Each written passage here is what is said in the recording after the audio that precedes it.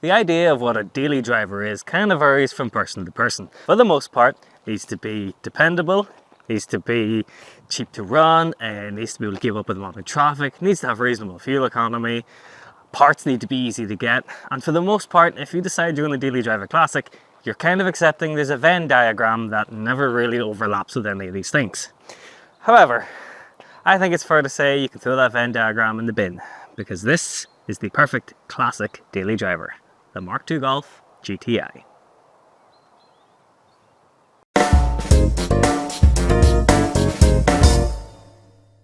Now, of course, I might be a little bit biased because this is my Mk2 Golf GTI.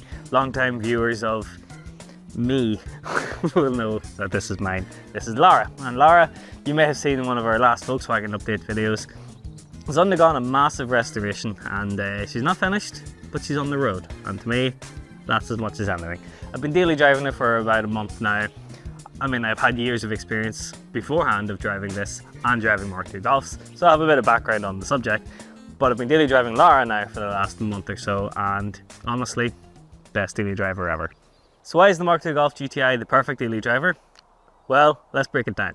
Number one, initial affordability. Now, these are going up in value, don't get me wrong. The 16 valve more than the 8 valve, and that's a whole nerdy argument for another day, but mint examples of these are going for like 14, 15 grand. Higher echelon getting even close to 20 grand. Now, what you have to do is compare that to modern cars that are on sale right now. Say you went and bought the most immaculate Mk2 Golf you could possibly buy, and you spent the 17, 18 grand. You go into any dealership, you're going to go and buy something at that kind of money, and then as soon as you walk out the door with that car, you can just throw away 7 or 8 grand depreciation. Boom, just like that, gone.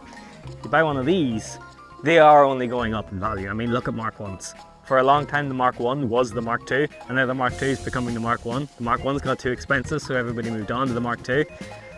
And then the price of them go up. Nobody wants a Mark 3, so you'd be alright there. Go buy a Mark 3. But you know what I mean? So now is kind of the time to cash in, because these hot hatches are the thing. They have been for quite a wee while now, I'd say the last 5 years or so. I've had this 10 years, and when I first bought it, it was £580. Now, I was lying in the field and it was fucked, but it was £580. You wouldn't buy a shell for that nowadays. But back to what I was talking about, you need to think about how much this costs now to get into one. Now, you could go and spend 2 and 3 grand on one, and then budget. If you budgeted 2 or 3,000 pounds on top of that, you would have an immaculate one. That if you're doing all the work yourself, that is. But we're not talking about going and doing work on a car, we're talking about just going and buying one. If you buy the best one you possibly can, you are going to watch it go up in value. Yes, a lot of people are going to be afraid to put miles on them, but just disconnect the speedo. No, don't do that. But you know what I mean, like, yes, people are afraid to put miles on them, but if you buy it as a daily driver and you don't do a lot of miles, you're going to see your money back. The next key point is parts availability. Now, a lot of people think that with classic cars, you just cannot get parts for them. And that's simply not true, depending on what classic cars you're into. Now, this is why I love the Mk2 Golf, because there are very, very few things you cannot get to these brand spanking new. Nearly everything in here I have replaced when I was getting this back onto the road. It's had a full service, a lot of the hoses are new, brand new alternator, brand new battery, brand new power steering setup, brand new expansion bottle, brand new lid to the expansion bottle. I mean, holy shit balls. You can get everything for them brand new. There's a company called Heritage who do a lot of stuff, and the following for these cars, like independent, is insane. There's Niall Clark, if you're in Ireland like I am, he basically single-handedly supplies the whole of Ireland with parts from Mk2 Golfs. Over in England, you have the likes of Brendan Moss and stuff like that selling parts for these. He's made a living out of it. I mean, Mk2 Golfs in particular are possibly the most well-supported aftermarket vehicle you can possibly get. I've worked in 2 motor factories, which for those who don't know is like a car parts store. And I have always been staggered by the availability and parts of these. If you can't get it same day, you can probably get it next day. There's nothing you can't get to keep these things on the road. And realistically, modern cars break too, you know? And if things on this break, it's gonna be a lot cheaper to get the parts for this than it will be to get parts for your modern car. And that's another thing, let me just go back to that whole modern cars break too. Reliability. Volkswagen didn't build their name building shit heaps.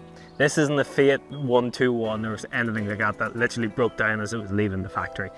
Volkswagen got a solid name for dependability back in the day, and modern cars, they break too. It's not necessarily just because it's an old car it's going to break all the time, and particularly these models here, the GTI models with the fuel injection compared to the carburetor. You go out and do it in the morning, you know it's going to start. It always starts. It very seldom lets you down. Now, I know there's going to be some people that are going to be watching this and saying, that dickhead there has broke down in a Mark II Golf more times than I'm willing to fucking admit on camera. There'll probably be a tally at the bottom somewhere, or definitely in the comments. And yes, I know that may be true. However, I always bought the shit boxes. I'll always admit that. I got the cheapest car, I put second-hand parts on, they were gonna break. With this one, I did it right, I just replaced everything with new. I had a drive shaft brake because it was 40 years old and I learned to drive in this car and I used to race in it, so it's actually miraculous it lasted this long. And I just replaced both sides. Normally when I was younger I'd have been like, I'll just put one on, I can't afford two, and I probably would have got a second hand one and then it would have broken me. But no, because parts availability is so good on these, they are actually fairly bulletproof. I mean, they really are. I drive this thing every day and it's not let me down once, and it's been off the road for 7 years and I didn't even like rebuild the engine or anything like that. It literally just was shocked back into life out of its coma, and it's been brilliant. People need to get the stigma out of their heads that just because the car is modern that it's not going to give any problems. I've had family members, I'm not going to say who they are, but with modern cars that break as well and they cost a fortune to fix, and like they've been in the garage more times than this has. Granted, this had one big long stint at the garage, but you know what I mean. So these brands such as Volkswagen and Mercedes and BMW, things like that, these were brands that were built on quality. That is why these brands exist today, because they were that good. And it was cars like this that got them that reputation. So let's not tar all classics with the same brush.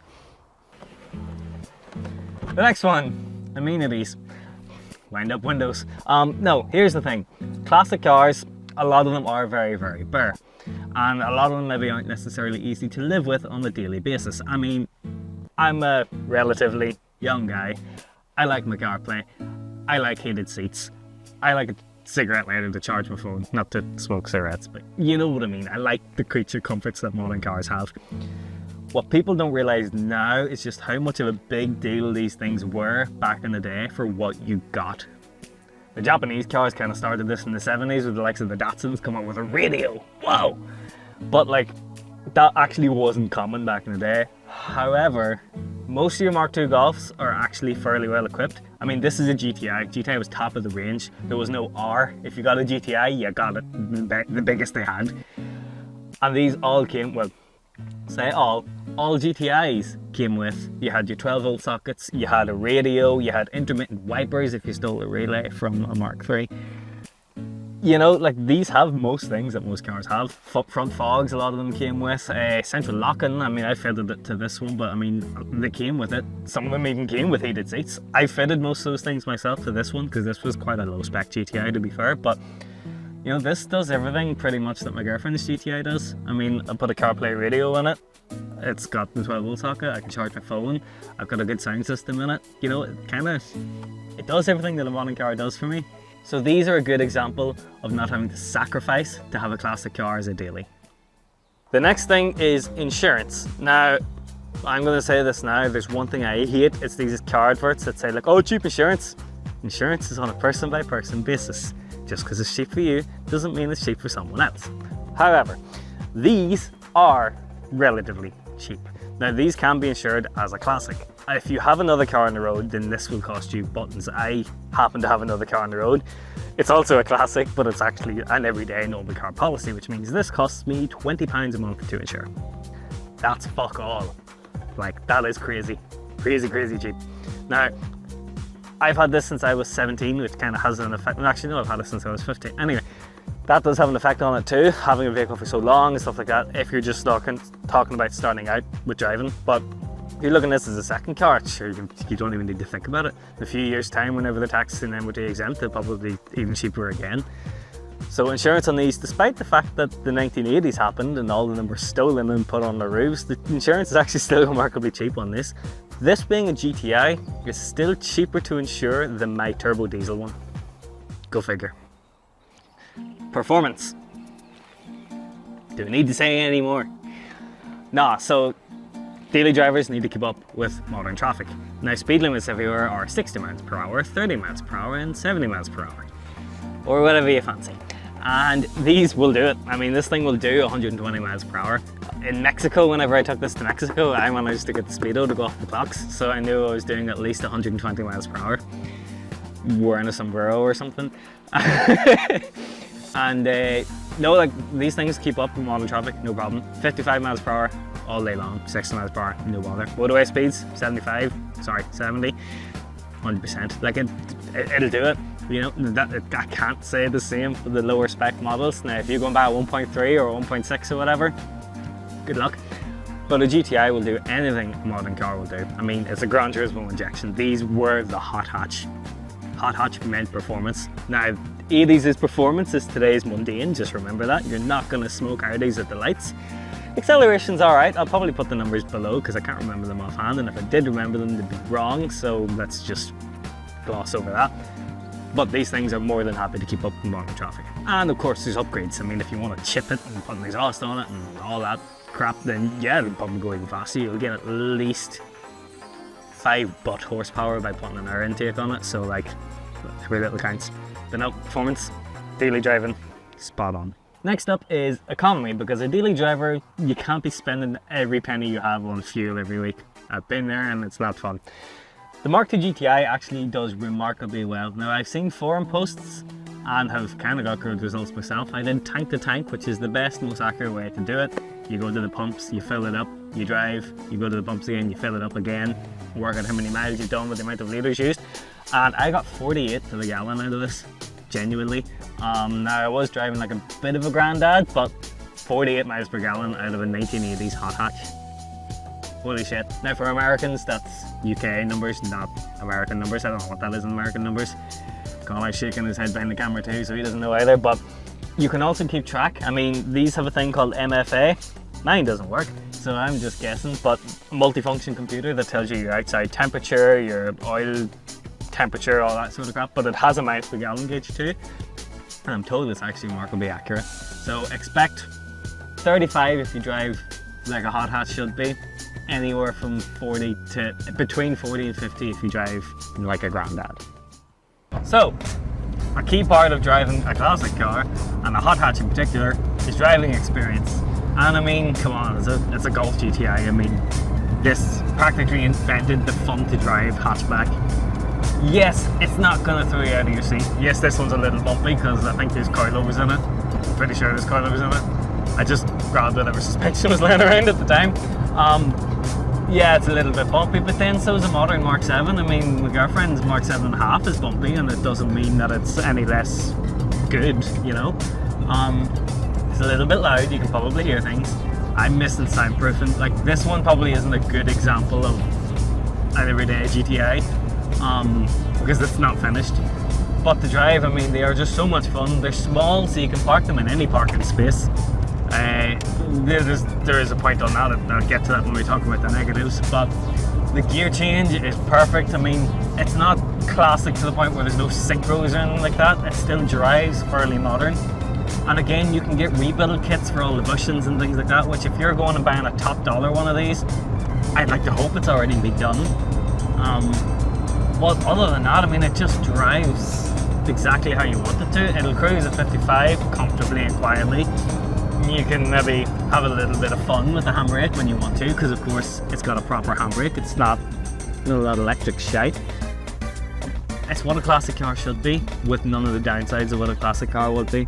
Now, the only downside to me personally, although it's not really anything to do with this car in particular, but it's not rear-wheel drive.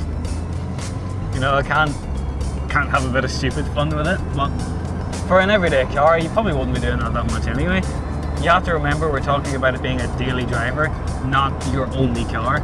So there's nothing to say you can't have this and then go and get something factory drive to have fun with, you know? So the point of this video is not to think too much about what it can't do, and just think about what do you expect out of your everyday car, and this can probably do it. And lastly is support.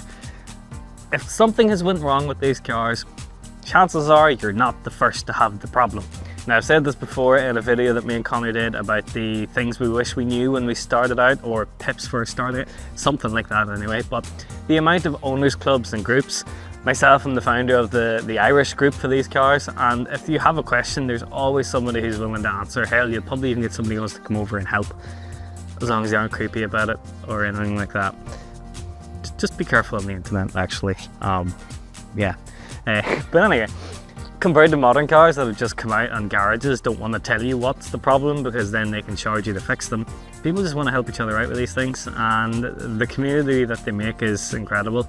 Some of my best friends have been made through these cars, and whether it's helping you fix them or just going out for drives in them, you won't get that in your bog standard modern whatever. I was going to pick an individual car there and thought I'll get hit for that, but you know what I'm trying to say. I know what you were thinking. Oh, surely not. Everything can be perfect about these cars.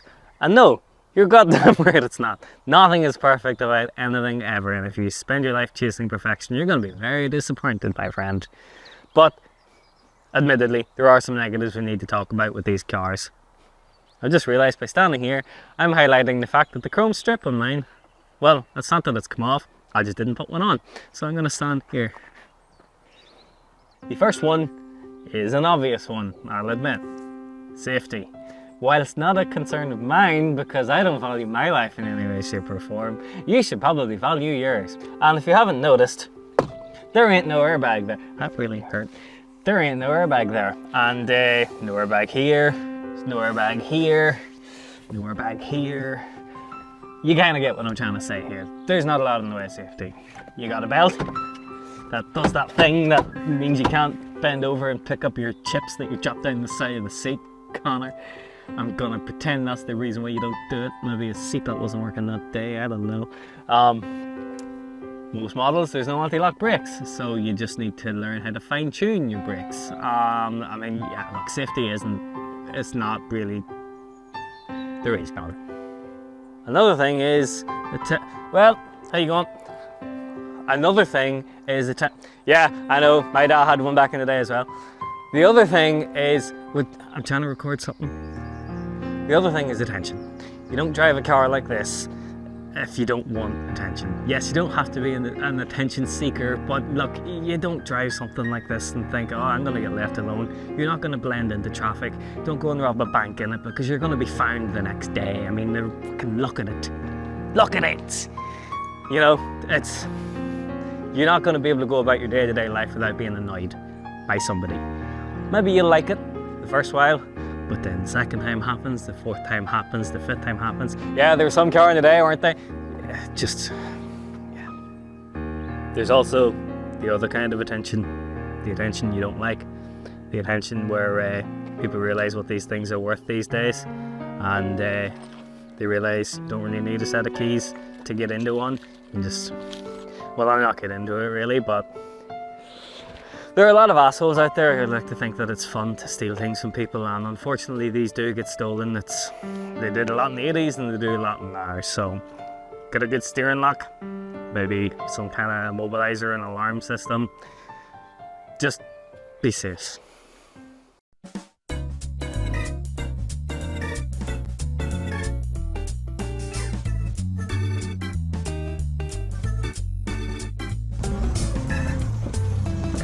The next thing on the list is parking. Now, your average car, you'll probably be happy enough to park it wherever you want, but when you've got a car that's old, worth a little bit of money, and you don't really want anyone to dent it, you're gonna have to be prepared to park just a little bit further away from everybody else.